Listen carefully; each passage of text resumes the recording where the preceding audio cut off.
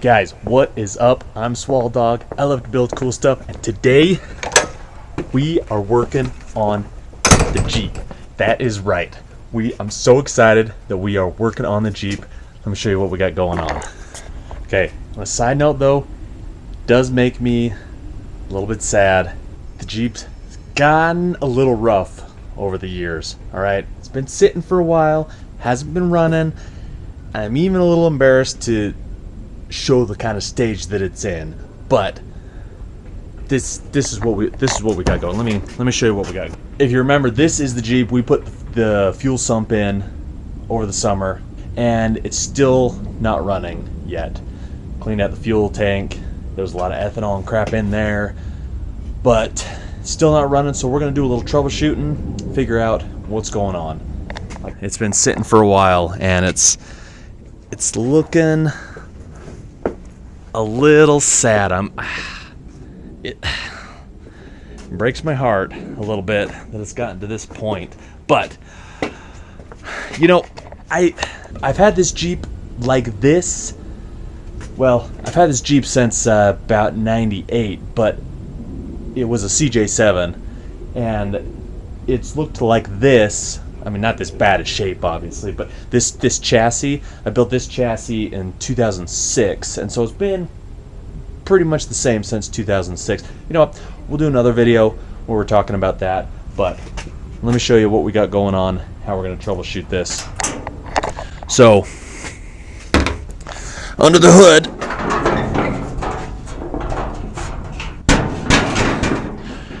we've got a 5.3 liter Chevy motor that came out of a 2001 Chevy Avalanche, and then we put a different intake and fuel rail system on it.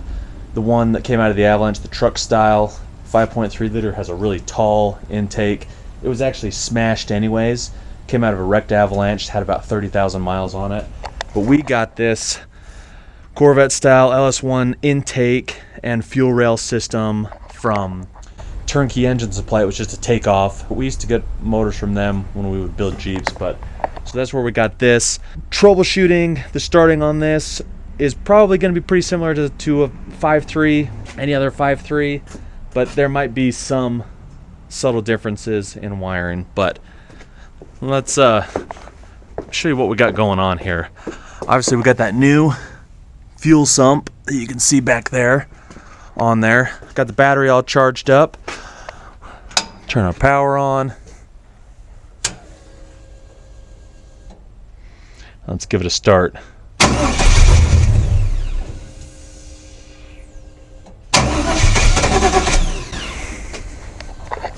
And that's what she's doing. She wants to start, but it's not starting. So first thing we're going to do, we're going to check the fuel pressure, make sure that we got good fuel pressure. Okay, so checking the fuel pressure on this 5.3 is going to be a little bit different than a typical 5.3 Chevy motor.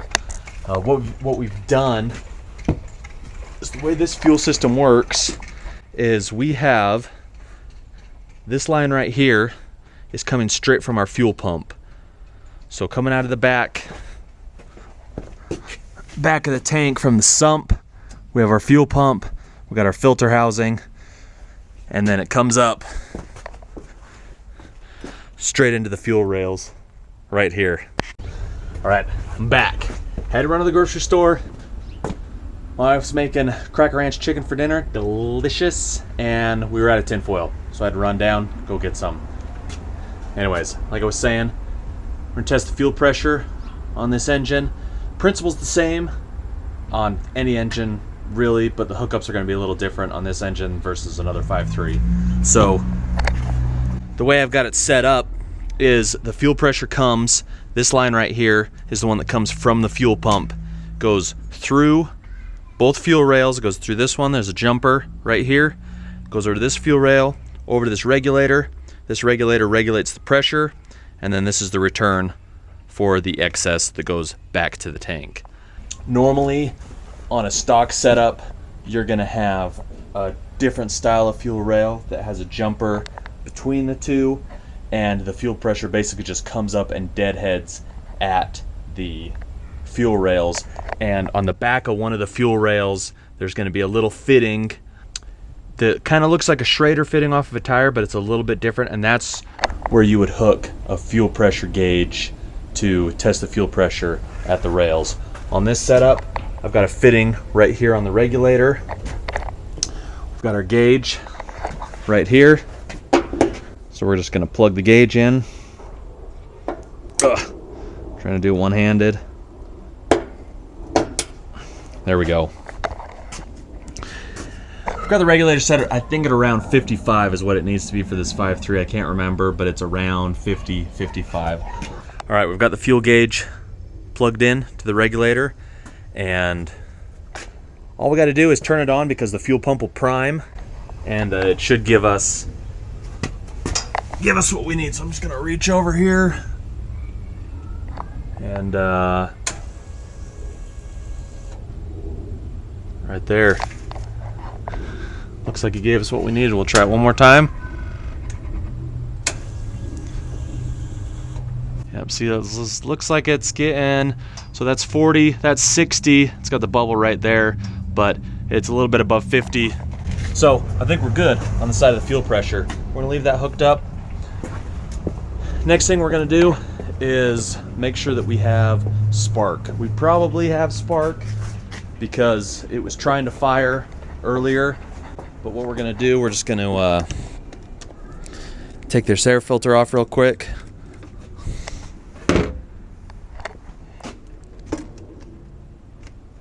Yeah, a little on the dirty side. Clean on the inside. There's no animals living in there, so I think we're okay. So we'll spray a little starter fluid in there.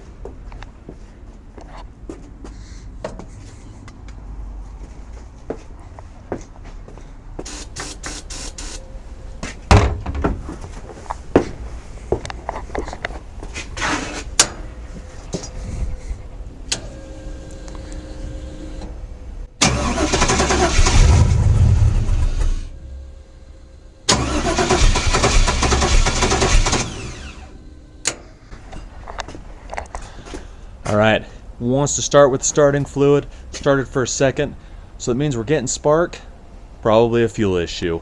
Also, I noticed when it was starting, we were getting oil pressure, so that's good. And before we started this, I did check the engine oil. Jeep's been sitting for a while, so that's something you want to check too. But now what we're going to do, so it's definitely a fuel issue.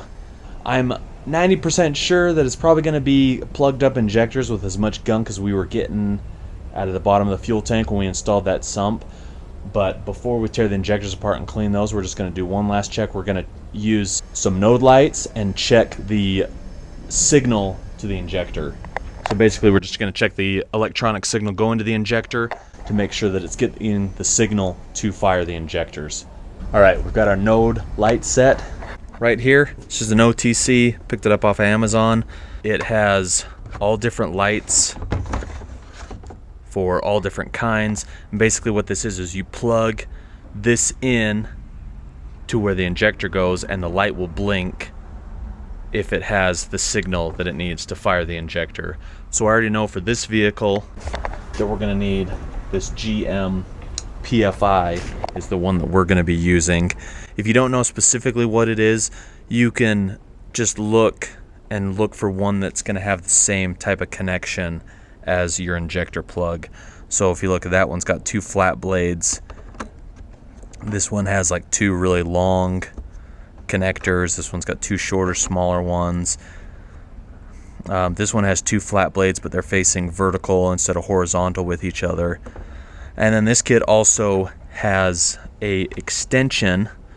We won't need it with the Jeep because we can see it when we're trying to start it. But if you've got a vehicle where you can't see into the engine compartment, you're working by yourself, and you can't see into the engine compartment while you're cranking it over to see if it's flashing, there is this little extension right here where you put it in here. It's got an optical cable and then a light on the other side so you can see it. So what we're going to do is we'll take this, and I've already got the injector unplugged right here, and on this one basically what you do, it's plugged in like this, and if you push that right there, you just push on this and it loosens it. So you push on that and then just pull it back out. So what we'll do is we'll just plug this right in.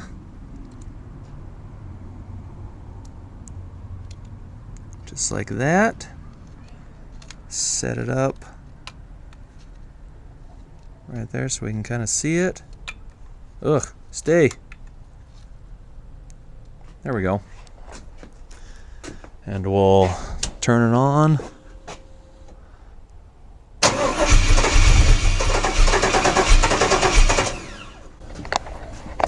Okay, and it's flashing, telling us that we're getting the signal that we need for the injector. So I'm not going to test all of them. I'm sure that that's not the issue, so we're just going to tear apart the fuel rails and injectors and see how they look.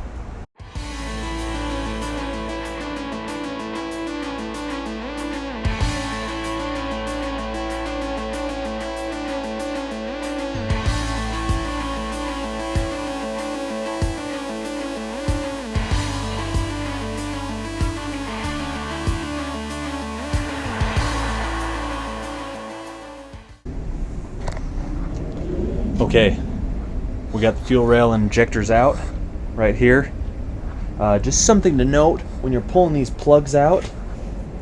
Let's see if you can see on some of these. So there is, see this little blue seal right in there. I had two of them where that little blue seal, it's supposed to stay in the connector, but I had two of them that actually stuck to the injector. So if that happens, make sure pull it off the injector, put it back in the plug so you don't lose it. Otherwise, when you put it all back together, it's not going to seal. It'll still work, but you'll get water and contaminants and stuff in there that will cause you problems later on down the road. So let's pull this fuel rail injectors apart and check it out. All right, we got one of the injectors out. We're actually going to end up calling it a night tonight. It's getting kind of dark. It's getting kind of late. These injectors, I don't know if it's because of the way this fuel rail is, or because they've been in there so long, but they were a little bit of a bear to get out. I had to get a screwdriver to kind of pop it out. If you do that, you just want to make sure that you're not going to damage anything, and obviously any of the sealing surface or the injector itself. So I might spray a little WD on there, pop them out, but we're going to call it a night, clean up, and start cleaning these tomorrow.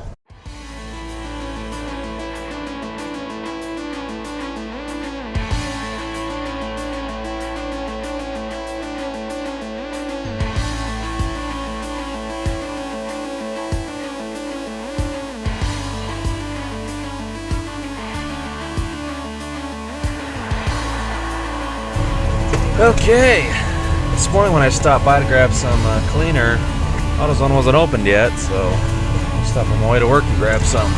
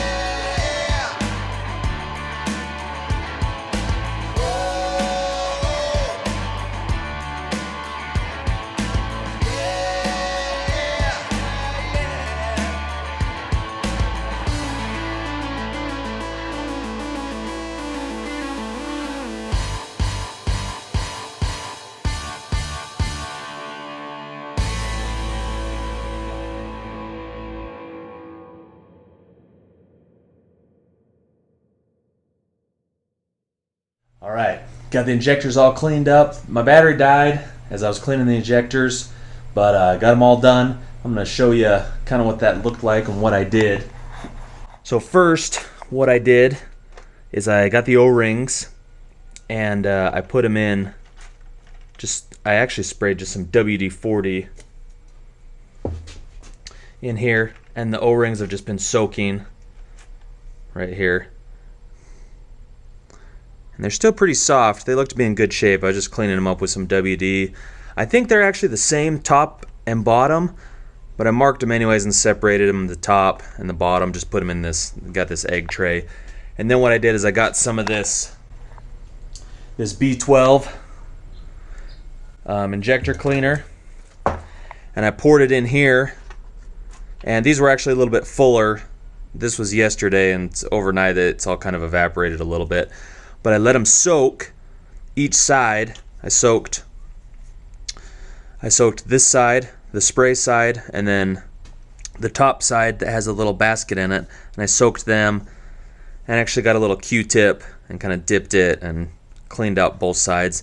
But look at all that gunk that came out on most of those injectors.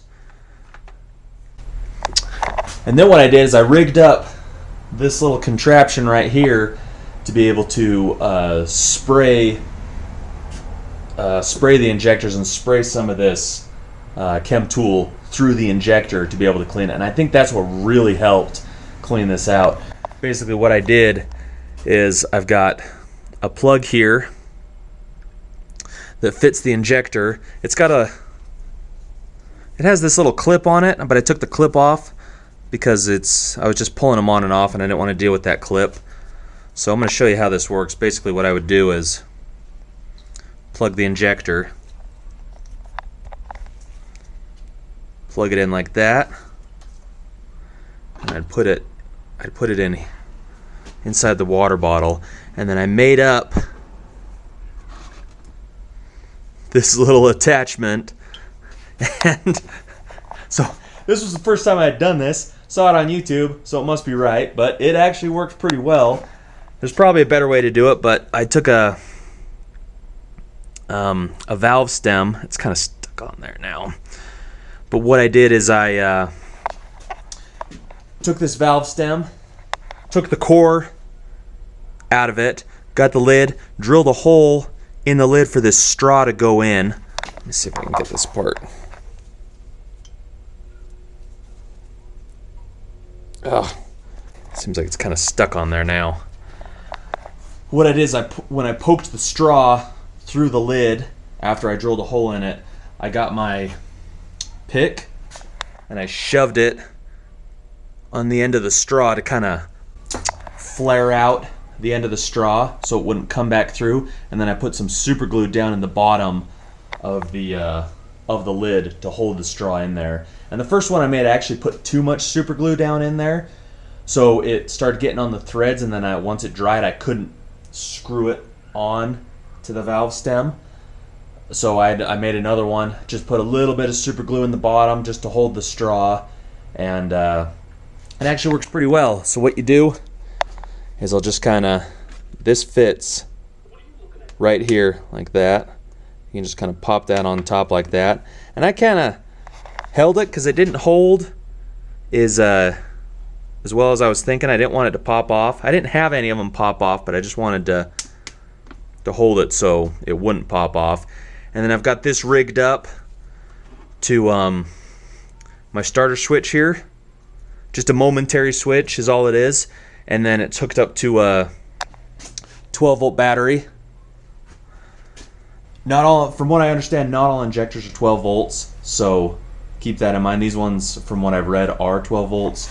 But basically what it was is just pressurizing this up, pop this a couple times, so you can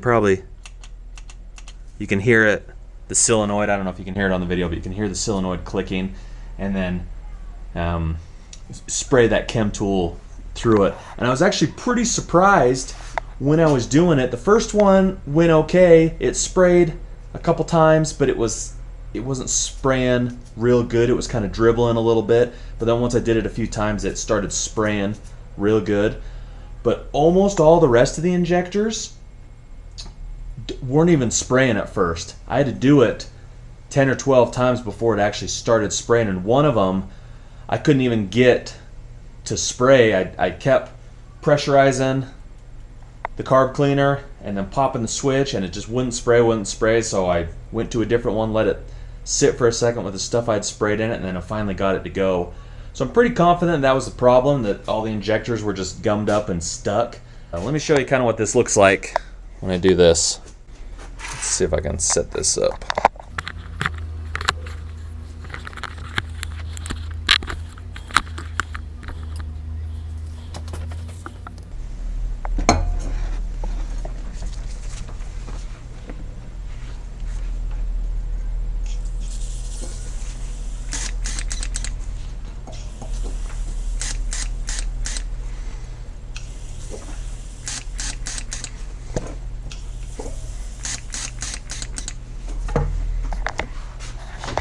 So there it is. It was a nice mist spray coming out of there.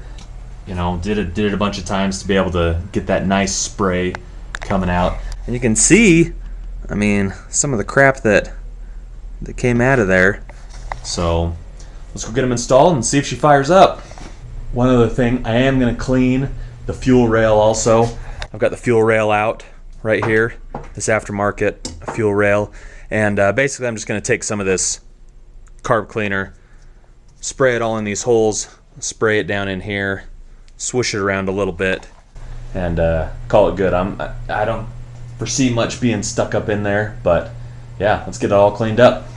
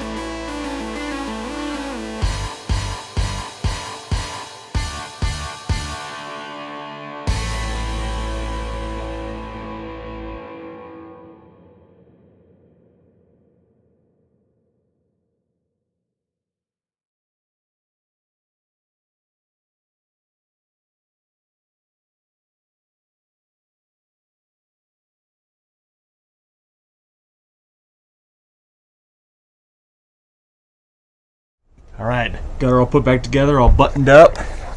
Fuel rail put back on, injectors put back in, everything plugged back in. We've got our fuel gauge, fuel pressure gauge here. Let's see what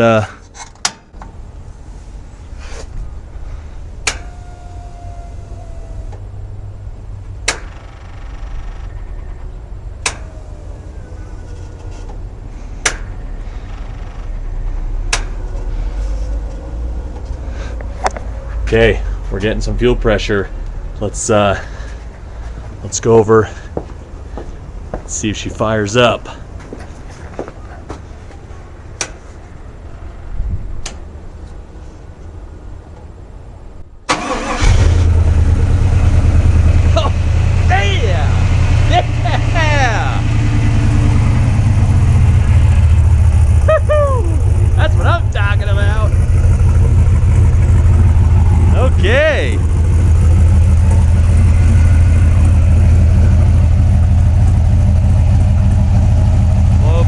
sure.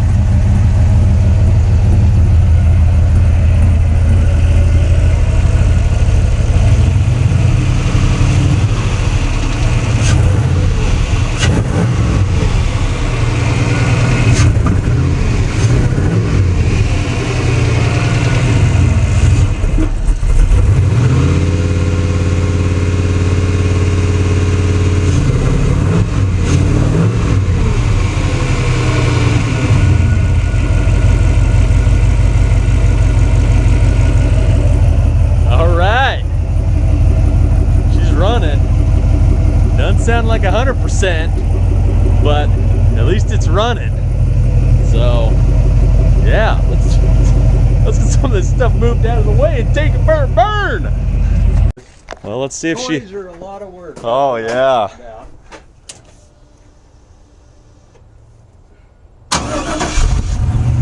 Woo! Still fires up. Oh, I gotta get my steering wheel.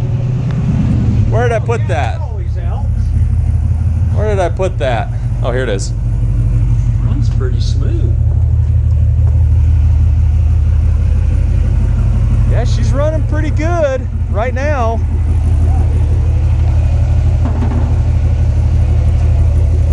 Yeah, hopefully it still drives.